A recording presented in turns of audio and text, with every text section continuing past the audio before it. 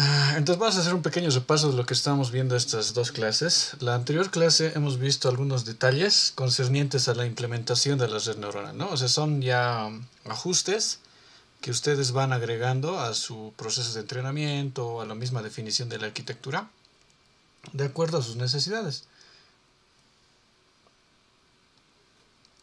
Entonces, lo primero que hemos visto en la anterior clase, ¿quién se acuerda qué era?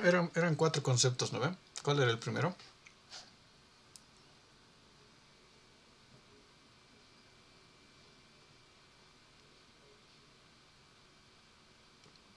¿O cuáles eran? En cualquier orden. ¿Quién se acuerda?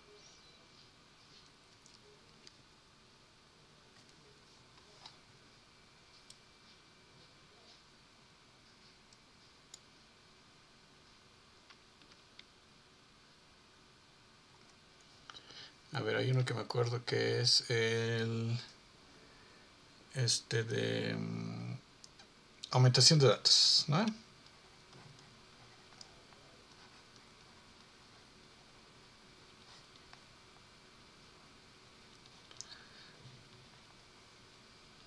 Data augmentation. Luego teníamos otro que era el de early stopping. Es el último que hemos visto, creo, ¿no?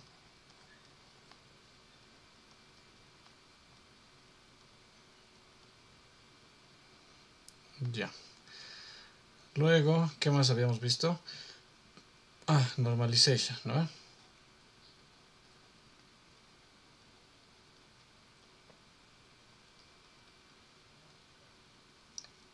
No, no era normalization, era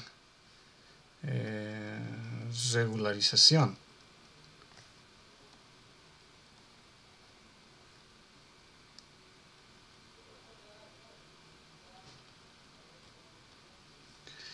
Y el último que hemos visto era dropout.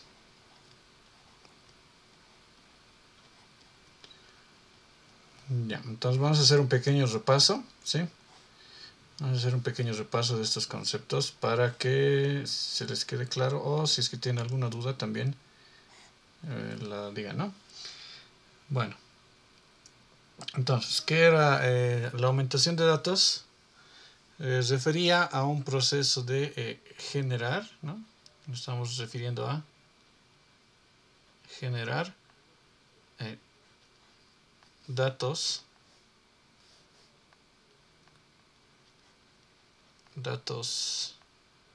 sintéticos válidos, ¿no? Válidos en base a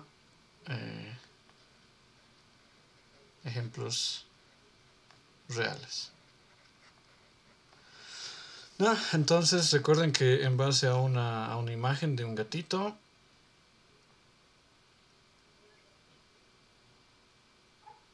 recuerden, en base a una imagen de un gatito con una manchita, hemos generado hasta 4 imágenes distintas, ¿no? Entonces, estas imágenes de acá, estas nuevas, su característica es que son artificiales, ¿no? Las hemos generado nosotros de alguna forma, de forma programática, ¿no? Hemos definido un algoritmo o alguna transformación. Entonces tenemos datos artificiales, ¿no? A eso se refiere con datos sintéticos, ¿ya? Entonces, ¿para qué nos sirve el Data Augmentation? Nos sirve para incrementar la cantidad de datos en el conjunto de entrenamiento y mejorar la capacidad de generalización, ¿sí? Esta aumentación de datos lo que nos hace es, lo que nos ayuda es a hacer 2 cosas, ¿no? El uno es incrementar cantidad de datos de entrenamiento.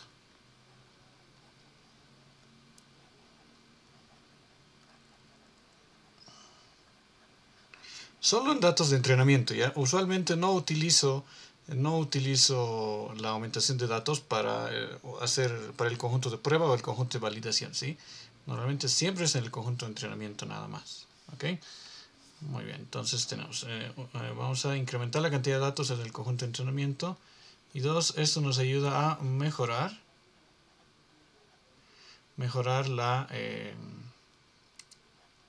la generalización, ¿no? ¿Por qué nos ayuda a mejorar la generalización de la red? Porque estamos introduciendo distintas variaciones completamente posibles y válidas, ¿no?, a nuestro dataset. Es decir, ya sea la rotación, si hacemos una pequeña rotación o hacemos lo deslizamos o hacemos un flip, ¿no?, flip horizontal o flip vertical. Esas variaciones son completamente posibles, ¿no?, de acuerdo a nuestra tarea de predicción. Entonces, cuando nosotros generamos artificialmente esas variaciones, ayudamos a que la red mejore su rendimiento, ¿no?, en generalizar ejemplos que nunca ha visto. ¿Sí? Entonces, este es en especial ¿cómo se dice esto? En trabajos de visión artificial, procesamiento de imágenes con redes neuronales, la aumentación de datos es muy, pero muy usada, ¿no? Es bien, bien útil. Ya. Esto en cuanto a aumentación de datos, ¿no?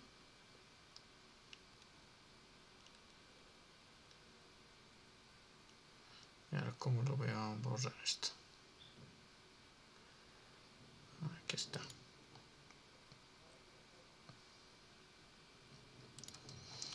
Muy bien, entonces esto es en cuanto a aumentación de datos, ¿sí?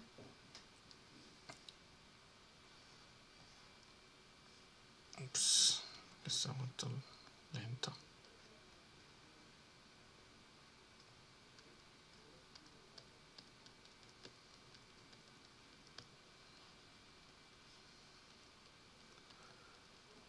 No puedo seleccionar, no puedo seleccionar. Ya, muy bien, esto en cuanto a aumentación de datos. Los demás conceptos igual son bastante...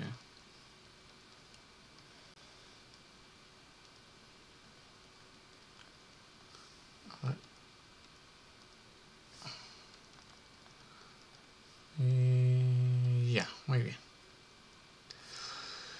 Ahora, en cuanto a early stopping, ¿sí? Early stopping no es nada más que recuerden que teníamos dos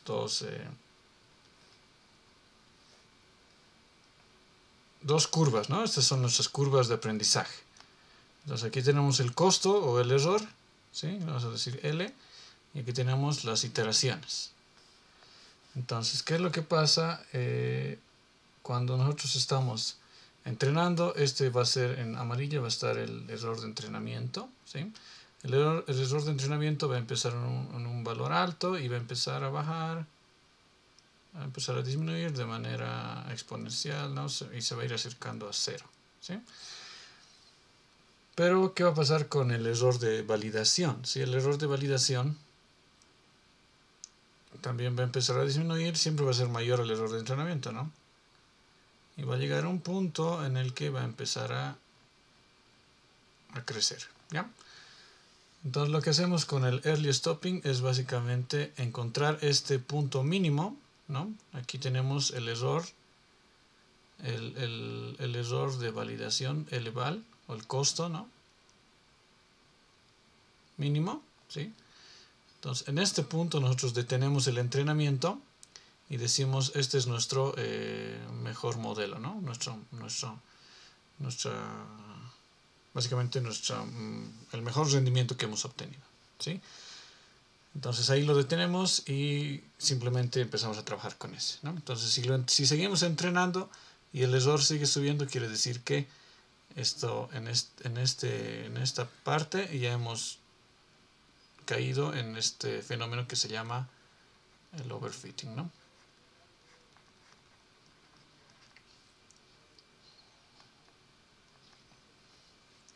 Muy bien. Entonces este es el early stopping. Es simplemente, aquí lo voy a poner en palabras, es detener el entrenamiento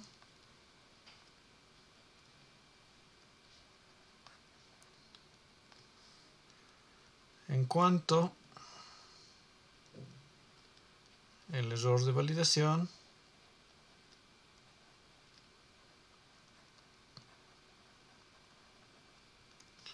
comienza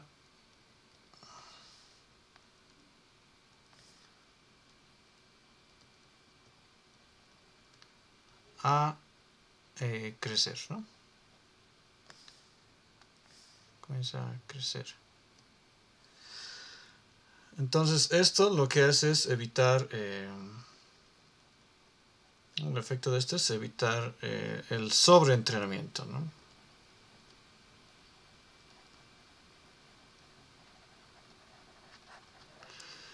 En otras palabras, el overfitting. Muy bien.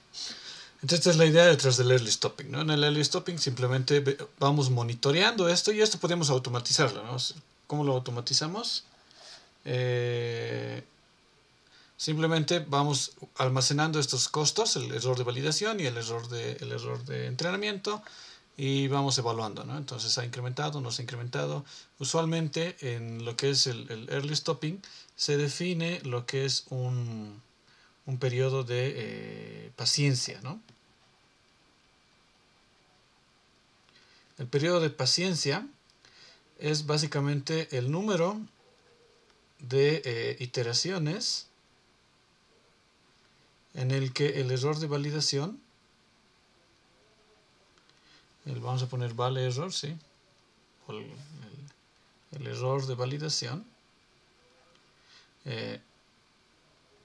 no mejora, ¿no? Entonces, ¿qué es lo que hacemos? Almacenamos el error de validación. ¿Qué sé yo? Imagínense que aquí está en 0.3, ¿no? Este es mi mejor error de validación. Entonces yo lo almaceno y en la siguiente iteración calculo, ¿no? ¿Es mejor que 0.3? No. Entonces y esta es una iteración. Siguiente iteración, calculo. ¿Es mejor que 0.3? No. La segunda, bla, bla, bla, y llego a la quinta, ¿no? Que este va a ser mi paciencia, se define así, ¿no? Patience. No. Sí, creo que se escribe así, no estoy seguro, pero digamos que esto es igual a 10. Entonces llego aquí a 10 iteraciones en las que no mejore el error. Entonces simplemente si he llegado a 10, termino el entrenamiento y me quedo con el mejor, que sería en este punto, ¿no? Lo almaceno, obviamente, ¿no? Lo guardo, esos pesos me lo guardo en un caché, algo así. ¿Ok? De esa manera es en la que implementamos esto, ¿no? Muy bien. Eso en cuanto a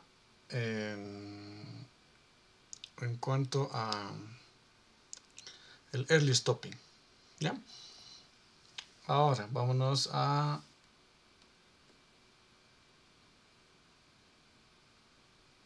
¿qué es esto? Con esto creo que lo puedo borrar mejor.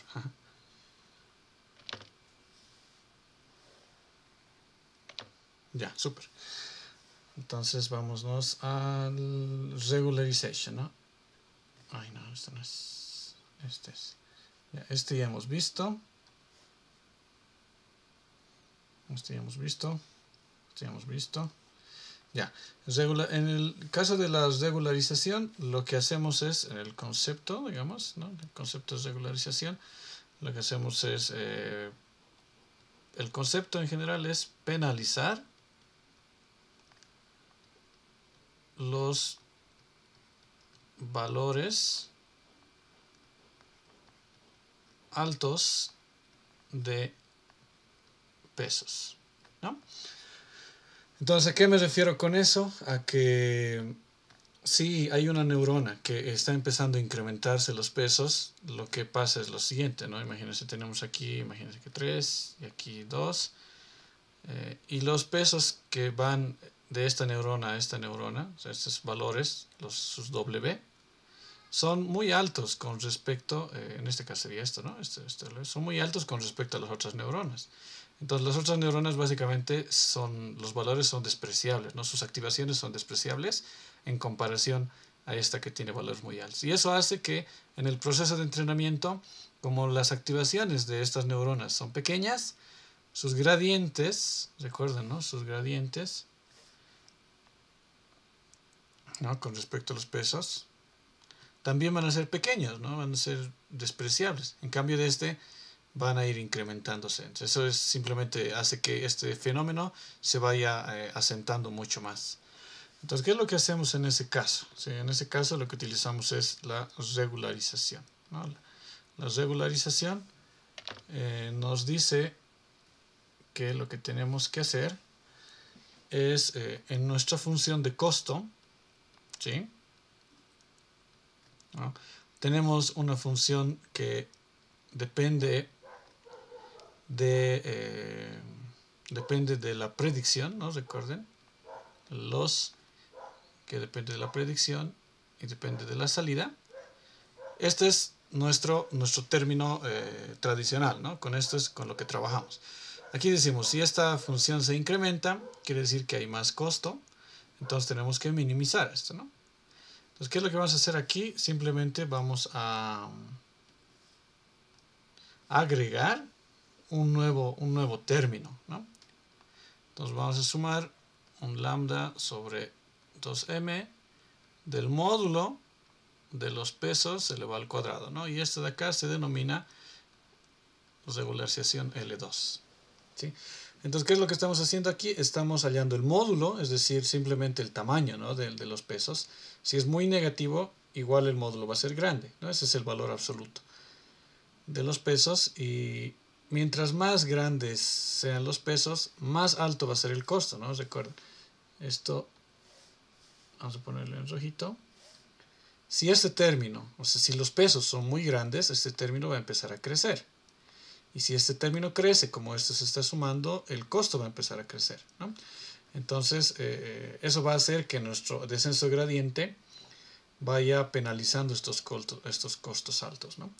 ¿Cuáles son los efectos que causa este término de regularización? Básicamente lo que nos causa o lo que obtenemos es un mejor balance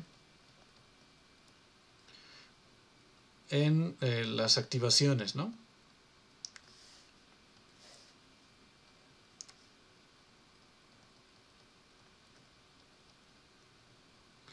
Mejor balance en las activaciones, ¿no?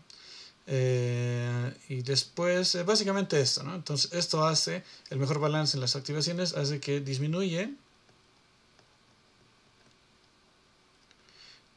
el riesgo de unidades o neuronas que dominen, ¿no? O dominantes, vamos a poner, ¿no? Dominantes en una capa, ¿no? En una capa dada.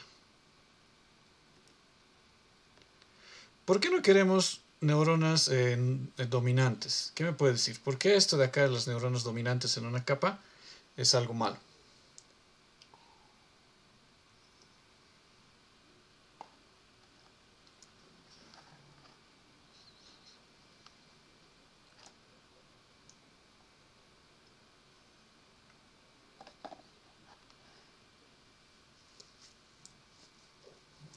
Ya, puede haber overfitting, ¿no? Pero ¿cómo? ¿Qué es lo que pasa? Pasa que en realidad, si hay una neurona dominante, las otras es como si no existieran, ¿no? En el proceso de entrenamiento. Entonces, básicamente las anula. Entonces estamos gastando energía y poder de procesamiento en vano, ¿no? Porque esas activaciones no van a aportar en nada a las activaciones de la capa, ¿no? Las representaciones internas. Entonces eso es algo malo, ¿no? Esa es energía que desperdiciamos y por eso no queremos que pase eso. Entonces esta es la regularización, ¿no? Regularización de los pesos, ¿ya? Muy bien, vámonos al siguiente concepto.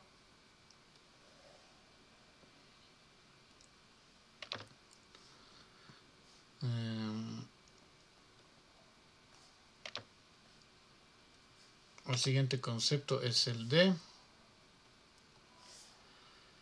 dropout. Ups.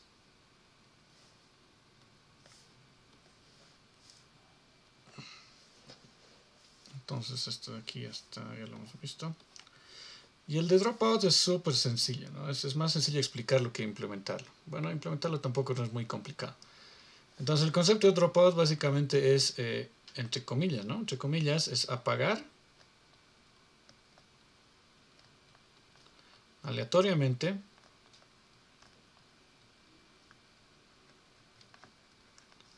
ciertas neuronas o un porcentaje de las neuronas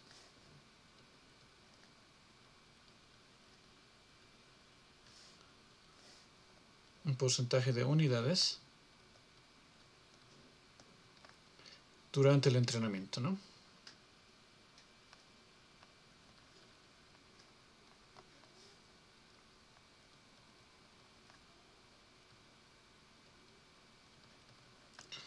Esa es la idea detrás del dropout.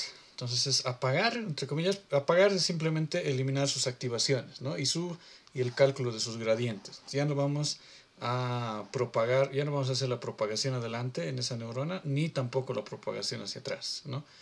Aleatoriamente en cada época. Entonces, ¿cuáles son los efectos que obtenemos al hacer esta operación?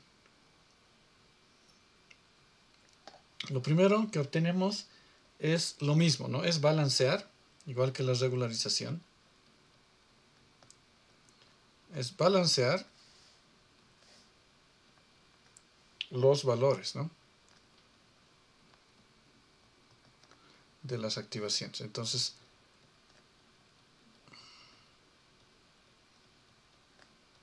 de las activaciones. ¿Cómo estamos balanceando los valores de las activaciones? Cuando apagamos una neurona, todo ese error que estaba fluyendo, todos esos gradientes, tienen que distribuirse en las neuronas que no se han apagado, ¿no? Entonces, ¿qué es lo que vamos a hacer aquí? Imagínense que tenemos una capa, ¿no? Con 4 neuronas, ¿ya? Pero, y estas neuronas están recibiendo qué sé yo, sus activaciones, estos son sus pesos. Y aquí tienen sus activaciones, ¿no? Aquí tienen las activaciones. Entonces, durante el entrenamiento, ¿qué es lo que vamos a hacer? Vamos a apagar una de estas, ¿sí? Entonces vamos a decir ya, este de aquí, chao, te apagas por esta iteración. Entonces, ¿qué va a pasar? Todos estos valores que estaban fluyendo en la pasada hacia adelante y en la gradiente ya no existen ahora, ¿no? Son igual a 0. Entonces, ese error, obviamente el error en la salida, bueno, esto lo vamos a poner en otro color, ¿ya? El error en la salida, imagínense que esta es la salida, va a empezar a incrementar, ¿no? ¿Por qué? Porque aquí teníamos ya algo que se estaba entrenando, teníamos pesos que habían sido modificados. Entonces, ¿qué va a pasar cuando lo apaguemos? El error se va a incrementar un poquito. ¿Y qué va a hacer la red neuronal o el algoritmo de descenso gradiente? Se llama gradient descent, ¿no?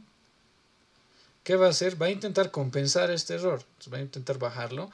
Y como esta neurona no existe, va a modificar las gradientes aquí, ¿no?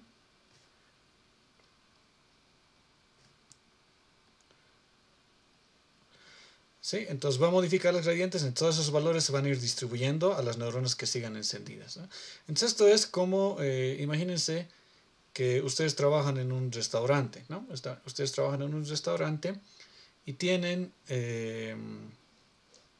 una persona encargada de cada etapa del proceso de la cocina, digamos de hamburguesas, ¿no? De un restaurante de comida rápida. Entonces tienen un encargado de hacer cocer las hamburguesas, ¿no? Tienen un encargado de hacer cocer las papas, tienen un encargado de preparar el pan, tienen un encargado, entonces imagínense que tenemos las papas, ¿no? Tienen un encargado de las hamburguesas, tienen un encargado del pan, tienen otro encargado de empaquetar la orden, ¿no? Y tienen uno en la caja, ¿sí? Entonces todos están haciendo sus cosas bien, están aprendiendo bien cómo hacer lo más eficiente, ¿no? Las papas y las hamburguesas. Pero ¿qué va a pasar? Uno de estos justo le llaman por algo urgente y tiene que salir, el de las hamburguesas. Y las órdenes siguen llegando, ¿no? Entonces, obviamente, en cuanto se vaya el que hace las hamburguesas, las órdenes van a tardar más, es decir, nuestro error va a empezar a crecer, pero tienen que distribuirse el trabajo del que hacía las hamburguesas entre todos los demás en la cocina, ¿no? para poder cumplir las órdenes, ¿no? Para poder minimizar el costo. Entonces el que hacía las papas no solo va a hacer papas, sino va a empezar a aprender a hacer 1 o 2 hamburguesas. Y el que prepara el pan lo mismo, ¿se dan cuenta? Entonces ese es el fenómeno que pasa cuando nosotros utilizamos el dropout, ¿no? Esta neurona que se estaba especializando mucho tal vez, la apagamos por un ratito y esos valores que estaban incrementando se van a ir distribuyendo. Eso hace que nuestros pesos sean mucho más balanceados y no ocurre el fenómeno de la anterior vez, ¿no? Que era el fenómeno de la neurona dominante. ¿Ya? Esa es la idea detrás de... ¿Qué pasó? Esa es la idea detrás del dropout. Entonces, como hemos balanceado esos pesos en el entrenamiento, otro efecto de este método, ¿no? De regularización usando el dropout es que estamos simulando, ¿sí? O sea, simula el entrenamiento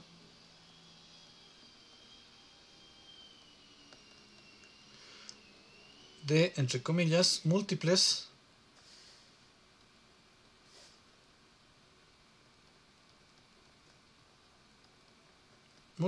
redes neuronales, ¿no?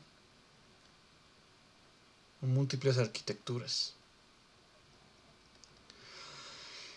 Entonces, ¿cómo simula el efecto de múltiples arquitecturas? Cuando nosotros apagamos una neurona, es como si esa no existiera y estamos modificando de alguna forma la arquitectura, ¿no?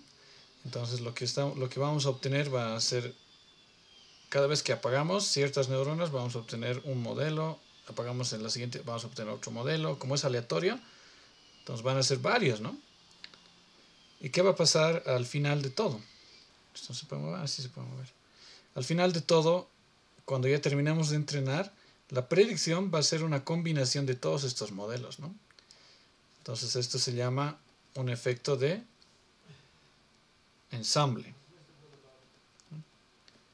Cuando tenemos varios modelos y unimos de alguna forma sus predicciones, eso se llama un ensamble, ¿sí? Entonces, es un método también que se utiliza en Machine Learning, ¿no? Utilizar ensambles de modelos, ¿ya? Muy bien, entonces estos son los beneficios que obtenemos de nuestra regularización con dropout. Muy bien, ¿alguien tiene alguna pregunta?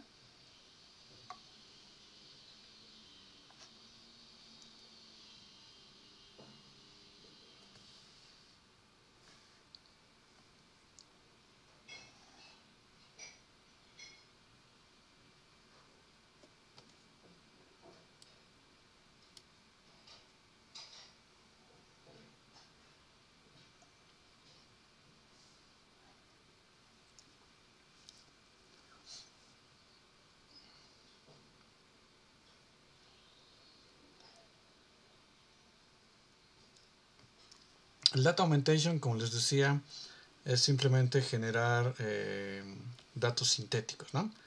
Esto va a estar en el video, así que ahí lo vas a poder ver con más detalle, pero la idea detrás del data augmentation es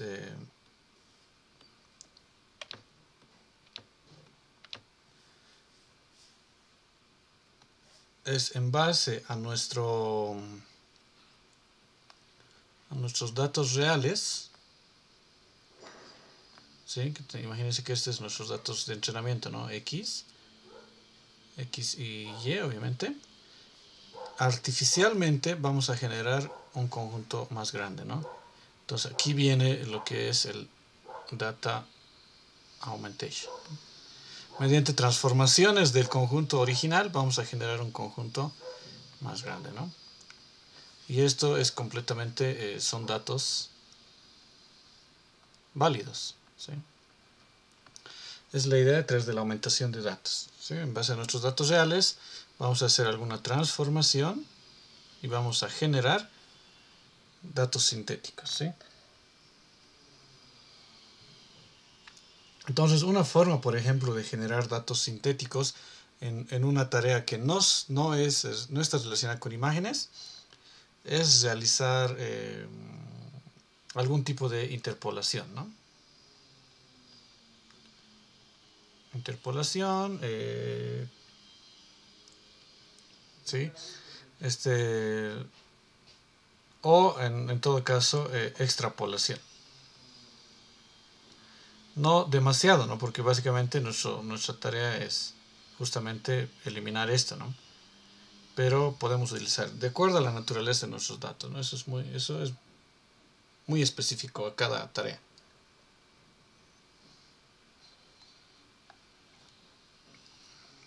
Muy bien. ¿Una otra pregunta en esta parte de estos conceptos?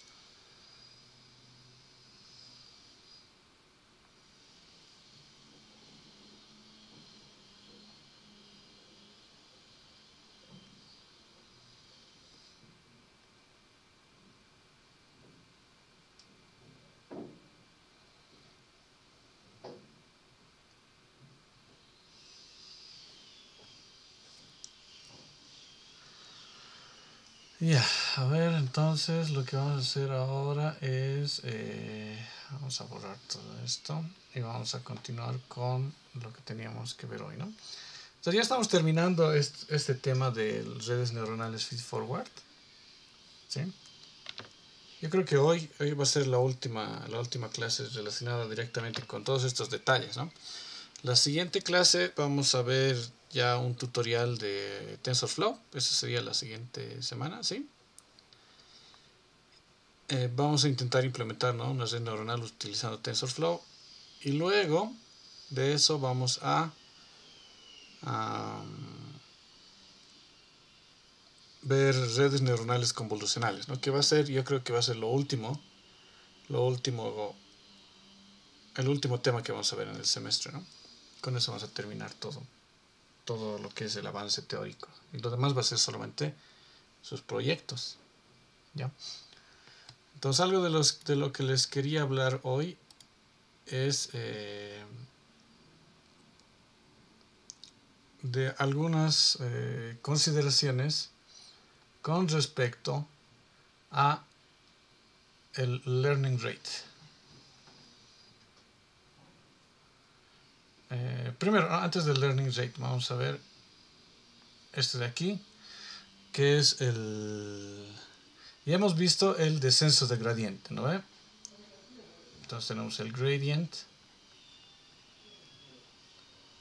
descent. ¿Cuál es la fórmula del algoritmo del algoritmo del descenso de gradiente? Tenemos aquí nuestro update. La parte del update es lo que nos interesa, ¿no? La parte del update de los pesos es de la siguiente forma. Tenemos W es igual a W anterior menos alfa multiplicado por la derivada, ¿no?, con respecto a los pesos, ¿sí? Entonces esta es la fórmula del descenso de gradiente, ¿no? Aquí le podemos agregar obviamente le podemos agregar la parte de la regularización, pero por ahora no nos interesa eso, ¿sí? Y obviamente el B es exactamente lo mismo, ¿no? Entonces aquí tenemos nuestro algoritmo de descenso de gradiente, ¿ya? ¿Cómo podemos explicar esto de manera gráfica? ¿No? Aquí tenemos nuestra función de costo y aquí tenemos, por ejemplo, el valor de un peso, ¿sí? Entonces si tenemos una curva de esta forma, vamos a iniciar aquí. Imagínense que iniciamos aquí con peso aleatorio, ¿no? Valor de un W sub 0, ¿no? Super 0, porque pueden ser cualquier peso. Calculamos el gradiente. El gradiente nos va a dar esta dirección. Nos va a dar esta dirección, ¿no? La pendiente, esta dirección. Entonces avanzamos de acuerdo al learning rate, ¿no? Entonces, si el learning rate es muy alto, este salto va a ser muy grande, ¿sí? Y si el learning es demasiado alto, entonces este salto va a ser así, demasiado grande, y vamos a empezar a ya no va a haber convergencia, ¿no? Simplemente el error se va a empezar a disparar, ¿sí? Entonces es muy importante que este learning rate tenga un valor adecuado, ¿ya? Entonces hasta ahora hemos trabajado con lo que es el descenso de gradiente, pero ¿cómo? Lo que hacíamos era lo siguiente, ¿no? Teníamos nuestro conjunto, nuestro dataset, ¿sí? Nuestro X-train y nuestro Y-train. Y aquí teníamos las M muestras, ¿no? Las M muestras. Aquí tenemos nuestro algoritmo de gradient descent. Metemos todo el conjunto de entrenamiento. Aquí calculamos de todo el conjunto de entrenamiento, calculamos el costo, ¿no? El costo de todo el conjunto de entrenamiento. Nos vamos acumulando el error de cada uno de estos y lo vamos acumulando y le hallamos el promedio, ¿no? Y obtenemos el costo. Y luego con eso vamos hacia atrás y obtenemos la gradiente del costo, ¿no? La gradiente del costo con respecto a los pesos, ¿sí? Entonces es lo que hacíamos. Y cada una de estas pasadas se llamaba una época. Pero lo que vamos a hacer ahora es introducir una nueva forma de entrenar, básicamente o sea, de actualizar estos pesos, que se llama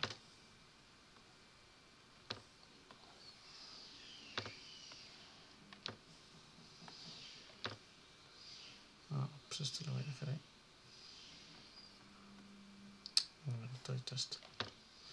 Ya, vamos a introducir una nueva forma que se llama el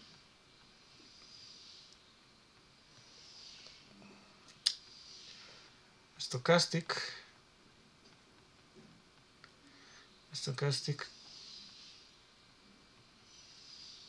gradient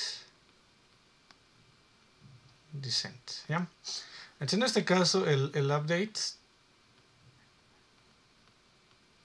es el mismo, sí, vamos a poner aquí el mismo, pero la cantidad de muestras, recuerden que aquí tenemos nuestro X-train,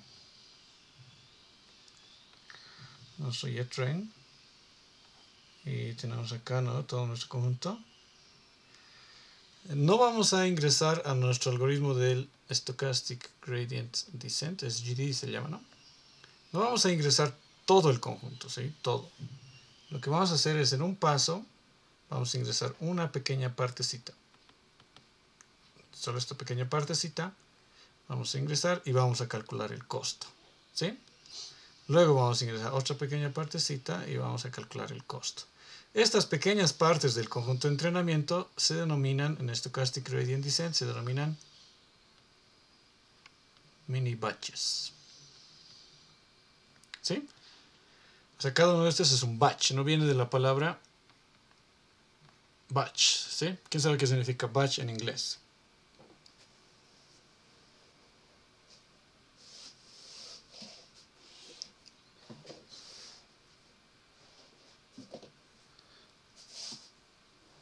En inglés, batch significa, es como el lote, ¿no?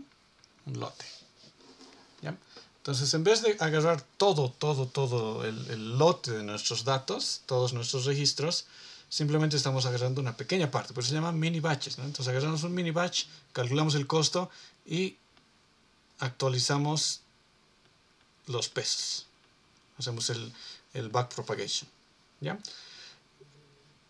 Entonces, lo mejor de esto es que nosotros podemos hacer que en cada pasada el orden de los mini batches sea distinto, ¿no? Entonces eso ayuda bastante al overfitting porque la red ya no se va a memorizar el orden en el que están llegando los datos, ¿no? Entonces podemos aleatorizar esto e ir ingresando un mini batch aleatorio a nuestro algoritmo, ¿no? Entonces esto simplemente hacer este cambio ya cambia el nombre al algoritmo y ya se llama Stochastic Gradient Descent. Todo lo demás es lo mismo, ¿sí? Todo lo demás es lo mismo. pero tiene ciertas ventajas, ¿no? ¿Cuáles son las ventajas? ¿Cuáles son las ventajas? ¿Dónde está mi borrador?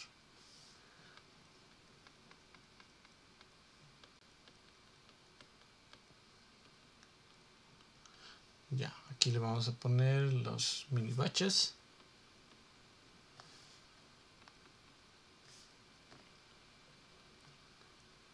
En mini batch, ¿ya? ¿Cuáles son las ventajas de este nuevo método? Primero, una ventaja bastante útil y al final es bien, ¿cómo se dice? Bien importante, es que disminuye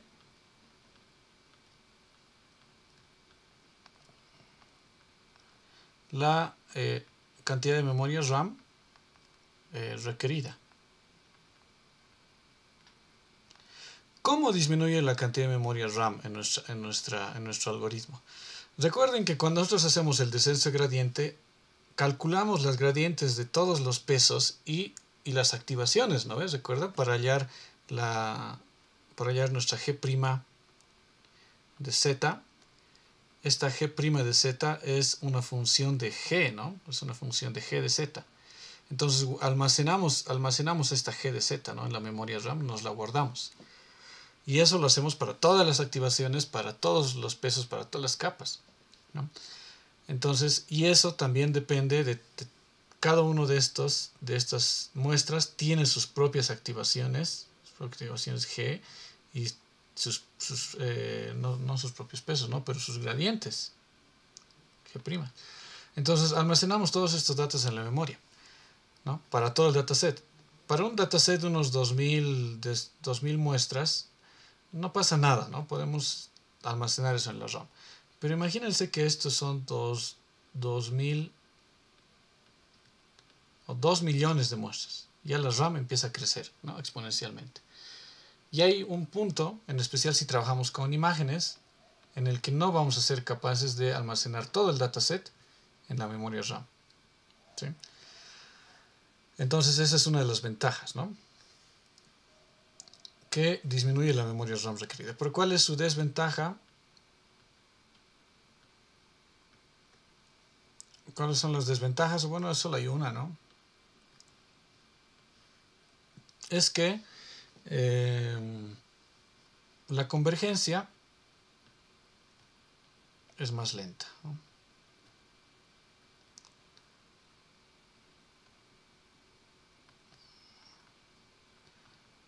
Obviamente, ¿no? Obviamente es más lenta. ¿Por qué? Porque en vez de calcular la gradiente de todo el conjunto de datos, solamente estamos calculando la gradiente de un pequeño pedazo y moviéndonos en ese pequeño pedazo, ¿no? Entonces, moviéndonos en ese pequeño pedazo. Entonces, de esa manera es que la convergencia es más lenta, ¿no?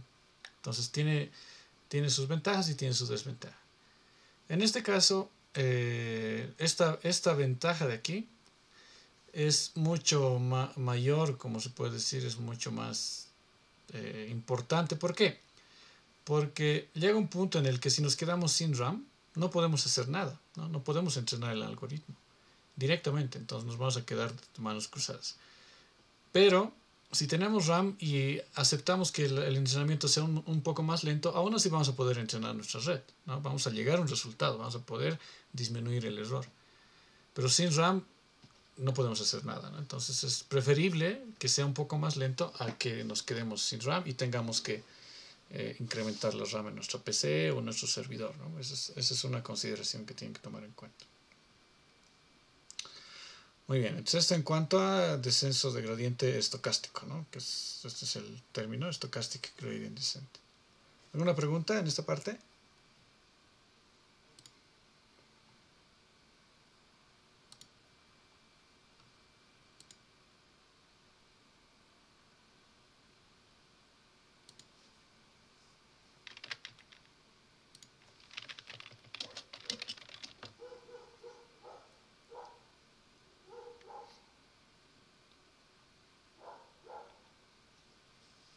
No, cuando me refiero a la convergencia, para mí es el tiempo que va a tomarle al algoritmo en llegar al mínimo, ¿no? Converger, esa es la idea detrás de la convergencia. Entonces voy a hacer aquí un pequeño grafiquito, ¿ya? Entonces tienen aquí su error de entrenamiento. El error de entrenamiento tiene que converger a 0, ¿no? Porque al final recuerden que en el mínimo no va a haber errores. Entonces en verde va a estar en amarillo va a estar el gradient descent, el normal. Entonces este va a converger un poco más rápido, ¿no? Entonces se acerca al mínimo un poco más rápido. Pero el stochastic gradient descent es más lento. Entonces va a comenzar tal vez al mismo punto, pero va a tardar un poco más. ¿Se dan cuenta? Tal vez se tome el doble o el triple o tal vez un poco menos. Pero este tiempo, el número de iteraciones es mayor, ¿no? Con el stochastic gradient descent. Sí, a eso me refiero con convergencia, ¿ya?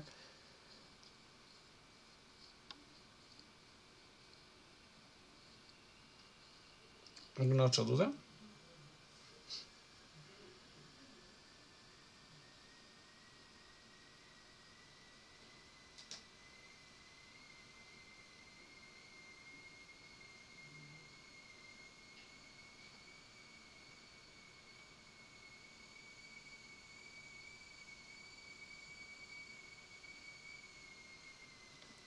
Entonces este de aquí es el SGD. Y este es el descenso gradiente normal, ¿no? Gradient descent normal. ¿Sí? Pero lo bueno es que este utiliza más memoria y este utiliza menos memoria, ¿no? Entonces esa es una ventaja.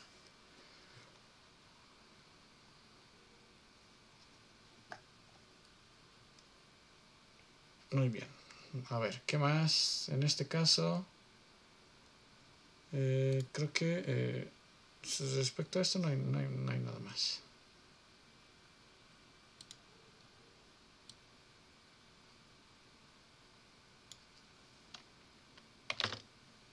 Ya. Muy bien. A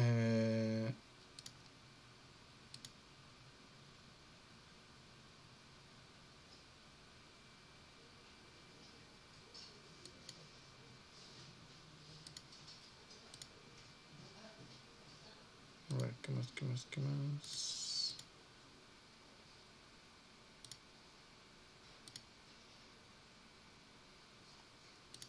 Ya. Entonces hay otro concepto también que se utiliza bastante en el entrenamiento de redes neuronales, que es justamente el learning rate decay, ¿sí?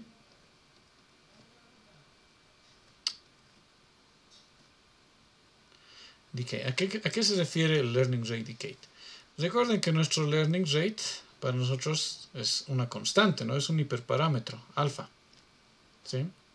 ¿Qué es alfa? Alfa nos define el tamaño, el multiplicador, ¿no? El factor por el que se va a multiplicar las gradientes, ¿no? El valor de la gradiente que encontremos, de la derivada, ¿sí? Y hemos visto, si es muy alto, entonces lo que pasa con la gradiente es lo siguiente, ¿no? Si es muy alto, tenemos aquí nuestra curva, entonces empieza a saltar de un lado al otro lado, entonces no va a llegar al mínimo, ¿no? Empieza ahí como que...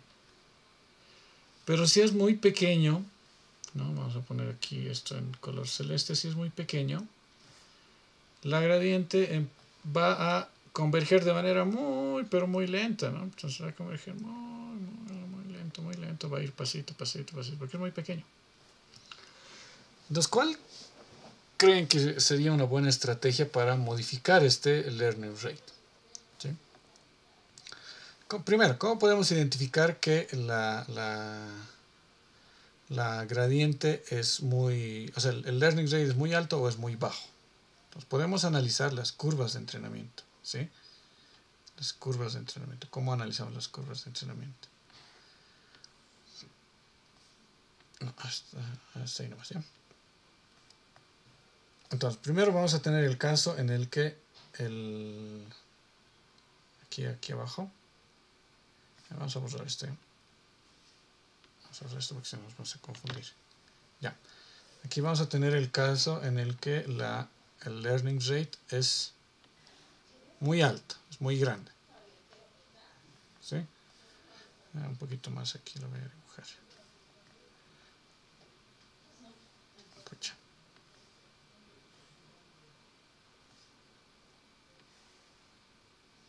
Ya. El caso en el que el learning rate sea muy grande. ¿Qué va a pasar con el learning rate? ¿No? Con el learning rate grande, vamos a ver en amarillo, ¿no? Va a ser alfa grande.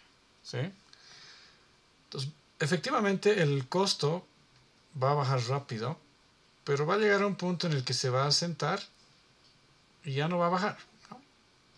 Y lo malo es que este error de aquí, este error al que se acerca asintóticamente es muy alto, ¿no? Digamos que llega a un 0.3 más o menos, ¿no? Cuando tenemos este fenómeno, que el error empieza a bajar rápido, pero luego se siente en un valor no muy bajo, eso quiere decir que nuestro alfa es muy grande, ¿sí? ¿Qué pasa cuando nuestro alfa es muy pequeño? Alfa pequeño. En este caso va a empezar más o menos por ahí, ¿no? Pero va a empezar a converger lentamente, ¿no? Lentamente. Pero va a ser mejor que el otro, ¿no? ¿Se dan cuenta? Entonces muy lentamente está empezando a rebajar, ¿no? Si se dan cuenta, aquí hemos llegado casi al mínimo, hemos llegado en este número de iteraciones, ¿no? Por aquí hemos llegado al mínimo en este. Pero en este todavía seguimos, ¿no? Seguimos. ¿Sí? Entonces, ese es el fenómeno que ustedes pueden observar cuando están entrenando, ¿no? Si ustedes entrenan su red neuronal y cambian el alfa, van a tener esta curva. Lo ponen a uno pequeño, van a tener esta otra curva. ¿Sí? Entonces, ¿cómo puedo yo mezclar esto? ¿Cómo puedo mezclar estos dos comportamientos? ¿Sí? Y a eso se le denomina el learning rate decay. Entonces, en vez de hacer mi alfa constante, porque recuerden que esto es constante en nuestro algoritmo tradicional, lo que voy a hacer con el alfa es que sea variable. ¿Sí? Alfa va a tener un número, un alfa sub 0, donde va a empezar, que es el parámetro que yo le voy a dar. Y conforme vayan pasando las iteraciones, el alfa va a ir exponencialmente decreciendo, ¿no? Va a ir decreciendo de forma exponencial. Entonces, ¿qué es lo que me permite este método, esta técnica del learning rate decay? Es que cuando inicie el entrenamiento yo pueda manejar un alfa grande, ¿no? Un alfa grande. ¿Sí? Entonces, eso va a hacer que va a converger rápido. ¿Sí? Va a converger rápido. Pero a medida que vayan avanzando las iteraciones, yo voy a ir disminuyendo el valor de alfa. ¿Sí? Cada vez va a ser más pequeño. Digamos, imagínense que esto empieza en 0.7, ¿no? Estoy inventando un valor. O sea, a medida que van incrementándose las iteraciones, voy entrenando, esto va disminuyendo. Entonces, los pasos en la curva cada vez van a ser, recuerden que esta es mi curva, ¿no? Empiezo aquí, digamos. Primero voy a dar un paso grande, ¿no? Luego voy a dar un paso más pequeño, luego voy a dar un paso más pequeño. Entonces, cada vez que me voy acercando al mínimo, voy a dar pasos más pequeños y me voy a ir acercando más lentamente, ¿sí? Entonces, esto va a hacer que el alfa con decay, ¿sí? Con este decrecimiento, en las primeras iteraciones va a ir, efectivamente va a ir bajando rápido, ¿sí? Pero cada vez que se va acercando ya se va haciendo más pequeño, y al final casi no cambia mucho, ¿no? Entonces vean que hemos obtenido las ventajas de ambos casos, ¿no?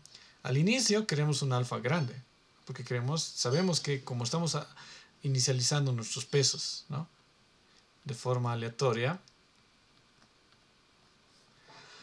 vamos a tener un error grande, ¿no? Es que casi una adivinanza lo que está haciendo la red neuronal. Nos vamos a tener un error grande. Entonces queremos que nuestro alfa sea grande porque queremos avanzar en grandes pasos.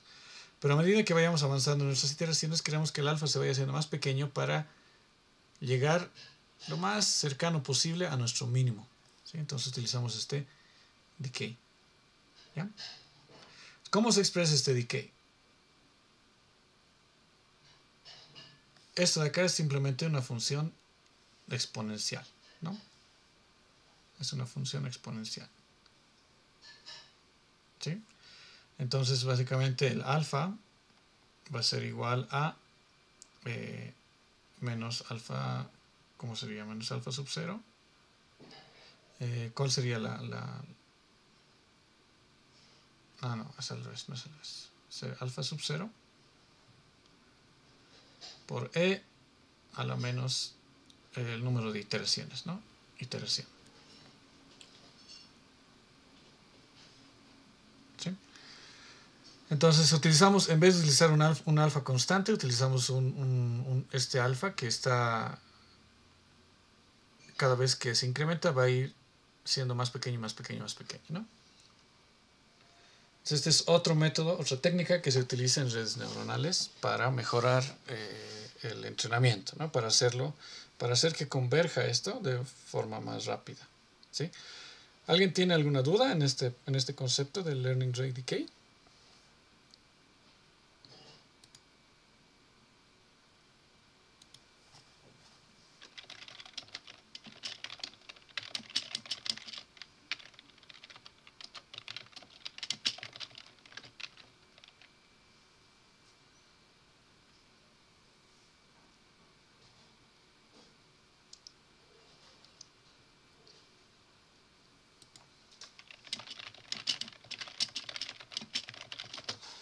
¿Alguna duda? ¿Esto ha quedado claro?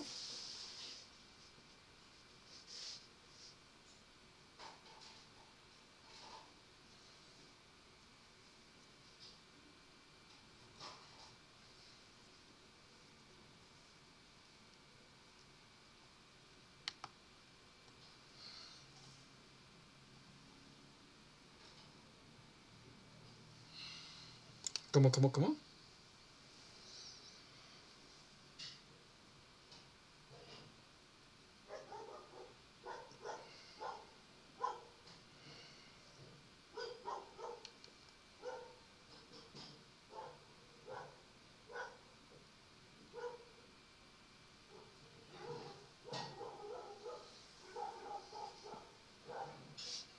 Ya, ¿cuál es la pregunta?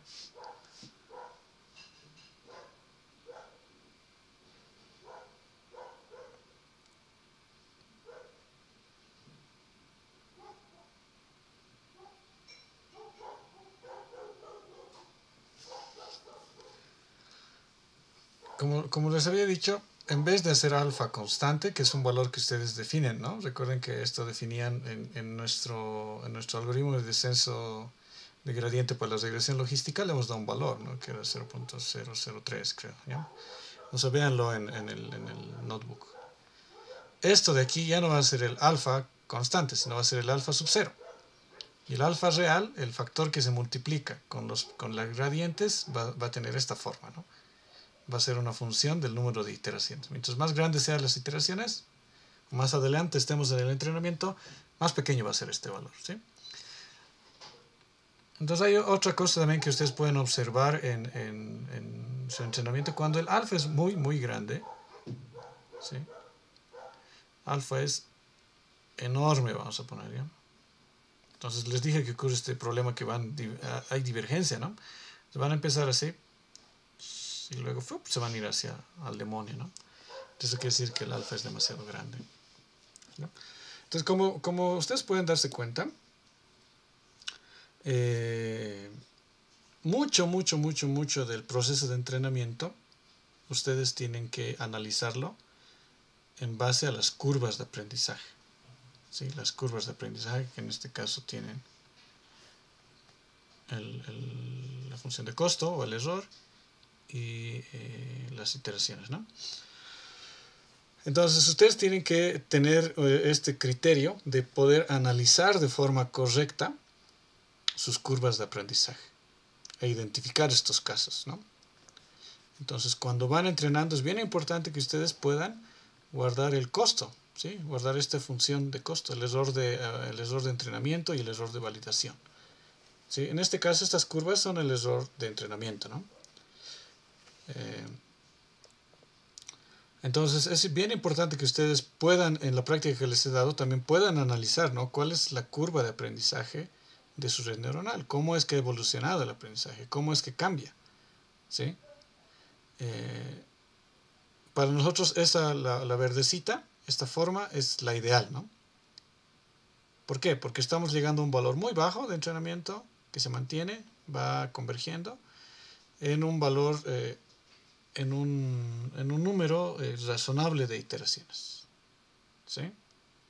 Digamos, aquí hemos llegado a un valor, a un cierto valor, y aquí ya podemos decir que no va a cambiar mucho, ¿no? El error no va a cambiar mucho, pero fíjense que si tenemos un alfa muy, muy pequeño, no hemos llegado aquí ni a la mitad, ¿no?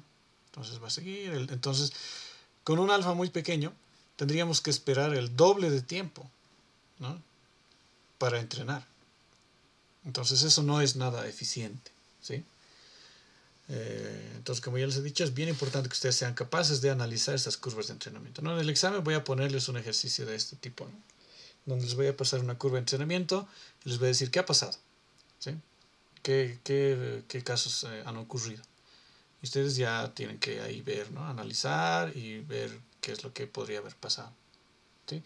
En TensorFlow hay una herramienta bien interesante que se llama TensorBoard, ¿no? En TensorBoard ustedes pueden ver en tiempo real, mientras se va entrenando su red, pueden ver sus curvas de entrenamiento.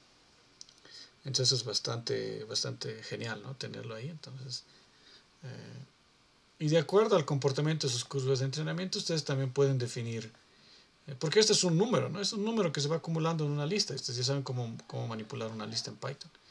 Pueden definir una determinada función, ¿no? Como ya les he dicho, el early stopping. Decir que cuando ya lleguemos a cierto error, te detengas, ¿no? Y dejes de entrenar, ¿sí? Porque recuerden que mientras más tiempo están entrenando una red neuronal, es básicamente más dinero, ¿no? ¿Por qué? Porque este tiempo de entrenamiento cuesta energía, ¿no? Energía eléctrica, ¿sí? Su PC que está conectada al toma corriente consume energía y esa energía no es gratis, ¿sí?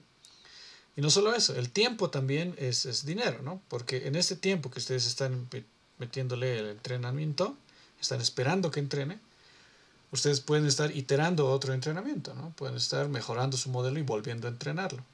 Entonces es bastante crítico, digamos, mejorar lo más que se pueda el entrenamiento de la red neuronal, ¿sí? No es algo como al principio les había dicho, ¿no? Les había dicho que este proceso de entrenamiento era bastante empírico, pero ahora se están dando cuenta que no es tanto así, ¿no? O sea, ustedes tienen que tener estos conceptos claros, tienen que saber analizar estas curvas y todo esto, ¿no? Eso es que les estoy poniendo un asterisco aquí, ¿no? Entonces es bien importante eso, ¿sí? Espero que estén más o menos ubicando qué es lo que estamos haciendo acá, ¿no?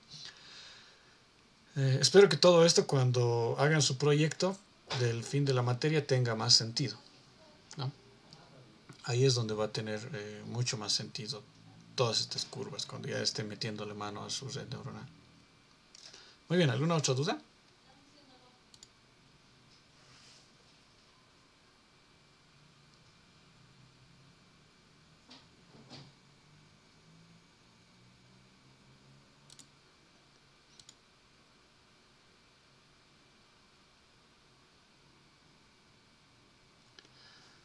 Ya, entonces lo que vamos a hacer ahora, chicos, es vamos a darnos un pequeño break, ¿sí? Pequeño break de 15 minutos hasta las 7 en punto, ¿sí? Ah, bien fea mi leche. Bien, entonces 15 minutos, sí, dime, Rodrigo. Ya, entonces en 15 minutos a las 7 en punto nos encontramos, ¿ya? De nuevo.